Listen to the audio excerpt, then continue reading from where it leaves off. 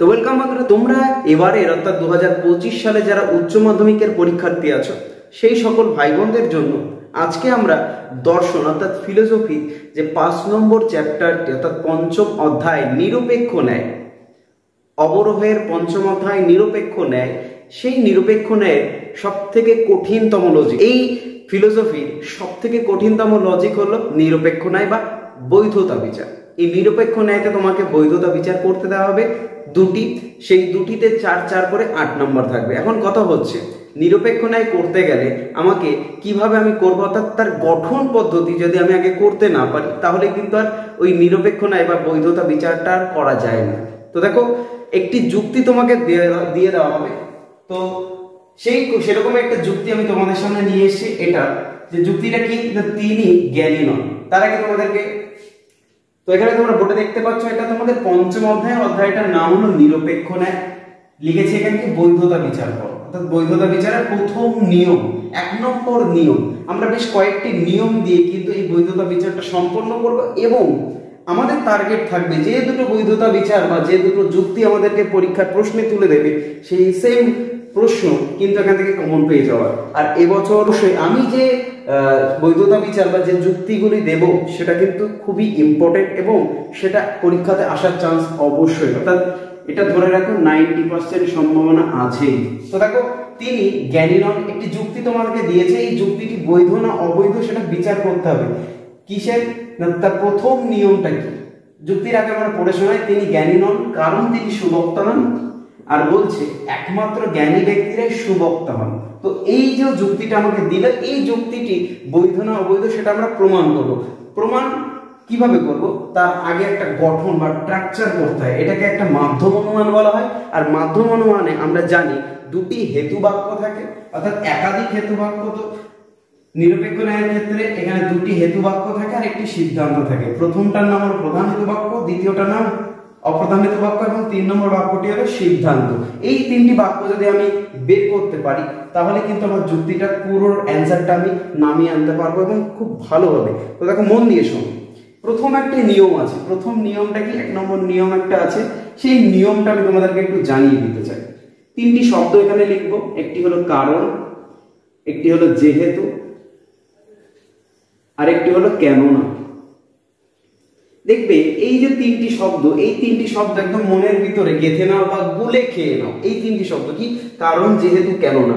এখানে তোমরা হেডিং করে রাখতে পারো এটা প্রথম নিয়ম বলে, একদম শর্টকাট নিয়ম। কি বললাম, সব থেকে কঠিনতম লজিকটি শর্টকাটে 30 সেকেন্ডে উত্তর। কিভাবে দেখো, চোখে চোখে চোখে উত্তর হয়ে যাবে। যখনই আমি এই যুক্তিটি দেখবো না তখনই বলে দিতে পারবো যে অ্যান্সারটা কিভাবে বা কিভাবে আমি এটা করতে পারবো। তো দেখো, কারণ, যেহেতু, কেননা, এই 3টি শব্দ যখনই দেখতে পাবো যুক্তির মধ্যে, অর্থাৎ এই যুক্তিটির মধ্যে আমরা এমন একটা শব্দ আছে যেটার মধ্যে এই 3টির সঙ্গে একটি মিল যাবে। তো এখানে দেখতে পাচ্ছ এখানে কারণ বলে একটি শব্দ আছে যেটা আমাদের এখানে আছে।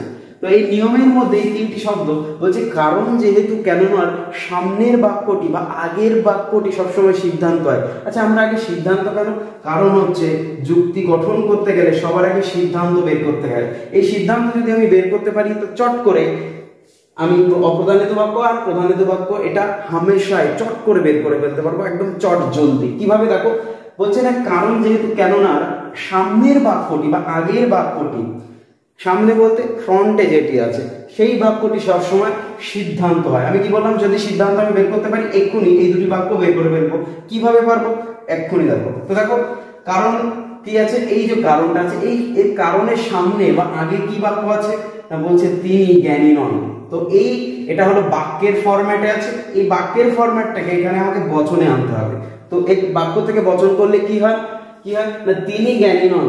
তো এই বাক্যটি হলো অস্বীকার বাক্য। দেখবে বচনের যে 10 নম্বর নিয়মটি আমাদের আছে, এই বচনে 2 নম্বর চ্যাপ্টারে এই বচনের নিয়ম অনুযায়ী এই বাক্যটি বচন করলে হবে তিনি, কি বললাম, তিনি নন কি, না জ্ঞানী ব্যক্তি, জ্ঞানী ব্যক্তি, জ্ঞানী ব্যক্তি। এটি কোন বচন, এটি ই বচন।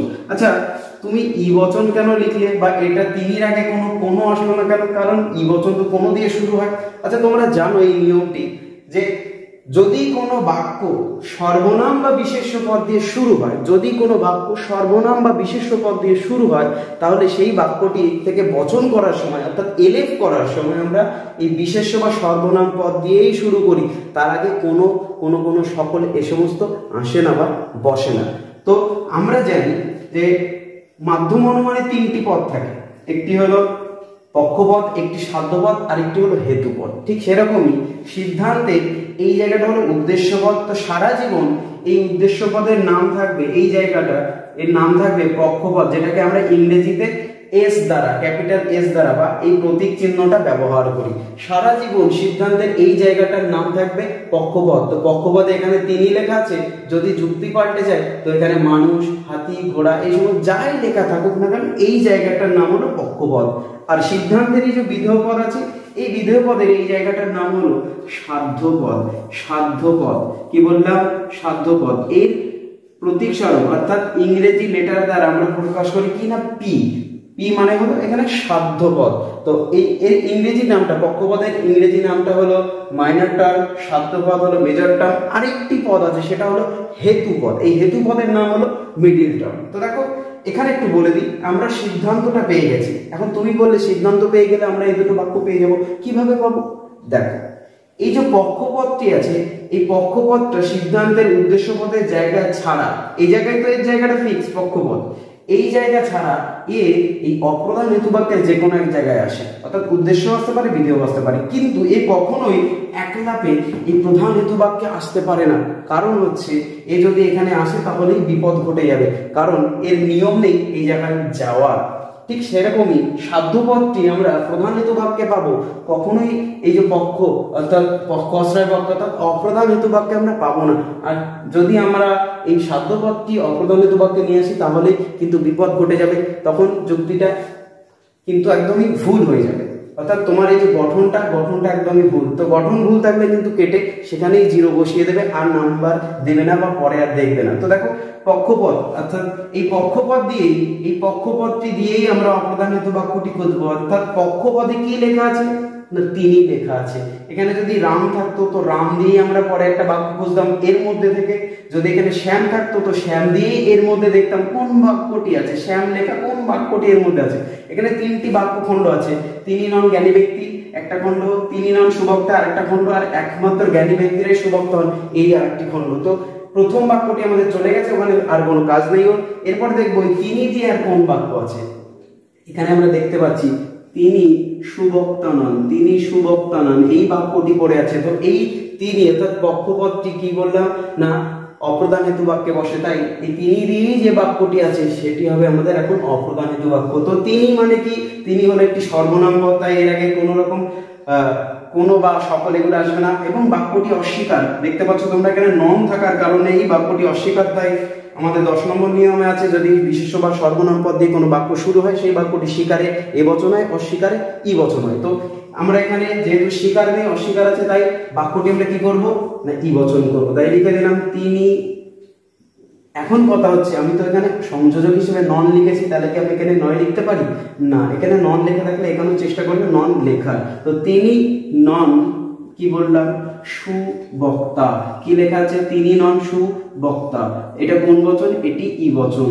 ও ভাই এই যে পদটির নাম কি ছিল? পক্ষপদ। তো এখানে আমরা পক্ষপদ লিখলাম, কি দ্বারা প্রকাশ করা হয়? এস দ্বারা। এই যে নতুন পদটি এসছে, নতুন পদটির নাম হলো হেতুপদ অর্থাৎ মিডিল টার্ম। কি পদ এটির নাম? হেতুপদ।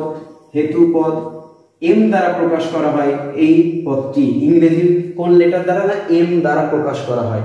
এরপরে যে বাক্যটি ফাইনালি পড়ে আছে সেই বাক্যটি হয়ে যাবে আমাদের এখানে কি না? প্রধান হেতু বাক্য। দেখো এই যে জ্ঞানী ব্যক্তি না, জ্ঞানী ব্যক্তির মধ্যে আছে এই শেষ বাক্যটির মধ্যে এই যে জ্ঞানী ব্যক্তি, এই যে শেষ এই জ্ঞানী ব্যক্তিরা এখানে আছে, এই শেষ বাক্যটি হবে প্রধান হেতু বাক্য। কিন্তু বাক্যটির দিকে একবার তাকাবে, কারণ হলো এটি বাক্য আকারে আছে, কিন্তু এখানে যখন লিখবো তখন আমরা কি বচন আকারে বা এলেফ আকারেই লিখবো। তো দেখো এখানে বলছে একমাত্র জ্ঞানী ব্যক্তিরাই সুবক্তা হন, বাক্যটি স্বীকার। এবং বাক্য শুরুতে কি আছে দেখো শব্দটি একমাত্র। যদি কোনো বাক্যে মাত্র, একমাত্র, শুধু, শুধুমাত্র এই সমস্ত শব্দ দিয়ে শুরু হয় এবং বাক্যটি স্বীকার হয়, তাহলে বাক্য থেকে যখন আমরা এলেফ বা বচন করি তখন সেটি এ বচন হয়। কিন্তু একটি গল্প আছে, যখনই বাক্য থেকে বচন করব এ বচন করব, কিন্তু বাক্য থেকে যখন এলেপ করছি বা বচন করছি তার উদ্দেশ্য বিধেয়টা উল্টে দেবো। কিভাবে দেখো, এখানে এ বচন শুরু হচ্ছে সকল দিয়ে, তো সকল এখানে সুবক্তাটা আগে চলে আসবে, এখানে এসে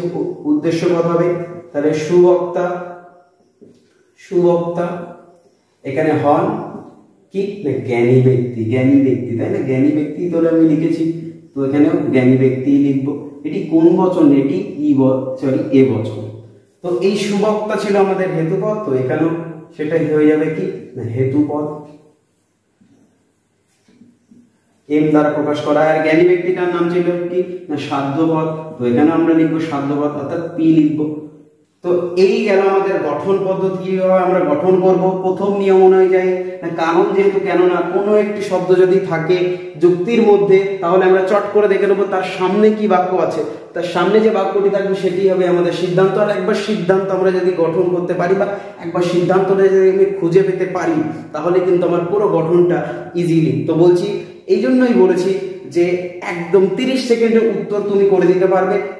যদি তোমাকে কেউ কোশ্চেন দেয় এই ধরনের কোশ্চেন, আজকের থেকে কোনোদিন ভুলবে না যে কারণ যেহেতু কেননা যদি কোনো একটি শব্দ যুক্তির মধ্যে থাকে তাহলে তার সামনের বাক্যটি সিদ্ধান্ত হবে, আর সিদ্ধান্ত পেয়ে গেলেই আমরা বাকি দুটো বাক্য পেয়ে যাবো। কিভাবে পাবো না সিদ্ধান্তের পক্ষপদটি কিন্তু অপ্রধানিত বাক্যে বসে, তো পক্ষপদে যেটি লেখা থাকবে সেই পদটি দিয়ে দেখবো কোন বাক্যটি এর মধ্যে আছে, তো সেই বাক্যটি হয়ে যাবে এখানে অপ্রধানিত বাক্য। এবং সাধ্যপদ দিয়ে অর্থাৎ সাধ্যপদে যে পদটা লেখা থাকবে জ্ঞানী ব্যক্তি লেখা আছে, তো এই জ্ঞানী ব্যক্তি দিয়ে এখানে খুঁজবো যে কোন বাক্যটি আছে, তো সেটি হয়ে যাবে আমাদের প্রধান হেতু বাক্য। এটা গেল তোমাদের 1 নম্বর নিয়মের বৈধতা বিচারের গঠন। এরপরে আসে ঠিক গঠনের পরে চলে আসে সংস্থান বলে একটি হেডিং, সংস্থান। তো সংস্থানটাও বের করা আমরা শিখিয়ে দিই যে কি কি সংস্থান। দেখো আমাদের টোটাল 4 প্রকার সংস্থান আছে, 4 প্রকার, প্রথম, দ্বিতীয়, তৃতীয়, চতুর্থ। এই 4 প্রকার সংস্থানের মধ্যে কি কোন সংস্থান হবে? দেখো সংস্থান তৈরি করতে গেলে সবসময় আমাকে হেতুপদটি নিতে হয়। কিভাবে? প্রধান হেতু বাক্যের দিকে তাকাও, প্রথমে আছে হেতুপদ। তো হেতুপদের আমরা হেতুপদটি লিখবো না, শুধু এই যে প্রতীক চিহ্ন বসিয়েছি এই প্রতীক চিহ্নই বসাবো আমরা। তো এম লিখলাম, লম্বা একটি দাগ দিলাম। দেখো এপাশে কি আছে না সাধ্যপদ পি আছে, তো পি লিখলাম। আচ্ছা এরপরে কি না এরপরে অপ্রধান হেতু বাক্য। দেখো অপ্রধান হেতু বাক্যে আগে কি আছে পক্ষপদ, পক্ষপদ কি দ্বারা প্রকাশ করা হয়েছে এস দ্বারা, তো এস লিখলাম, লম্বা একটি দাগ দিলাম। এপাশে কি আছে এম আছে, তো এম লিখে দিলাম। আর সারা জীবন সিদ্ধান্তের এই যে দুটি পদ, এই দুটি পদ কোনোদিন পাল্টায় না, সারা জীবন এদের জায়গা ফিক্স, এরা এই জায়গাতেই থাকে, তো এসপি লিখে দিলাম। যুক্ত করতে হবে কোন দুটোকে? আমাকে হেতুপদ দুটো। বলেছি সংস্থান তৈরি করতে গেলে হেতুপদ দুটি যুক্ত করতে হয় সারাক্ষণ। কিভাবে না এই দেখো লম্বা লম্বি যুক্ত করে দিলাম। তো দেখতে কেমন হয়েছে? এটা দেখতে হয়েছে না একটি উল্টো জেড, উল্টো জেড। এই যে দুটি লাইন, এই দুটির আকার কেমন দেখতে হয়েছে উল্টো জেড। তো উল্টো জেড মানে আমরা সবসময় মনে রাখবো এটি প্রথম সংস্থান। উল্টো জেড মানে কি না প্রথম সংস্থান, তো এটি হলো প্রথম সংস্থানের অন্তর্গত।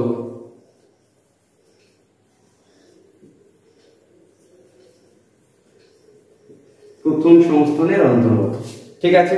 তো এটা হলো তোমাদের গঠন পদ্ধতি। এরপরে অনেকগুলো স্টেপ আছে, সেগুলো পরের ভিডিওর জন্য অপেক্ষা করো। সেই ভিডিওতে আমি আবার শিখিয়ে দেবো, অন্য একটি নিয়ম নিয়ে আসবো, সেই নিয়ম দ্বারা গঠন শিখবো। তারপরে কিন্তু আমরা আস্তে আস্তে সংস্থান, মূর্তি, দোষ এবং বিচার এই অবধি কিন্তু একদম টোটালটাই শিখে ফেলবো, যাতে পরীক্ষায় দিলে আমরা চটজলদি এটা করতে পারি এবং 4-এ 4 নম্বর তুলে নিয়ে আসতে পারি।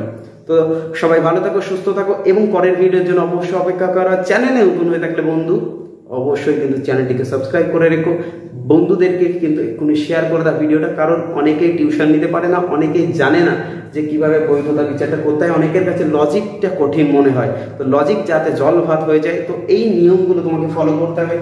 অতি সুন্দর একটি নিয়ম, খুব সহজ সরল নিয়ম, একদম বলেছি 30 সেকেন্ডে উত্তরটা করে দিতে পারবে। তো তুমি 30 সেকেন্ডে কিন্তু উত্তরটা করতে পারবে যদি তুমি এই নিয়মটি ফলো করো। কি না কারণ যেহেতু কেননা দেখলেই তার সামনের বাক্যটি কি হয় সিদ্ধান্ত হয়। সিদ্ধান্ত একবার বের করতে পারলে আমরা শিখে গেছি কিভাবে বিচারটা করবো। তো সবাই ভালো থাকো, সুস্থ থাকো।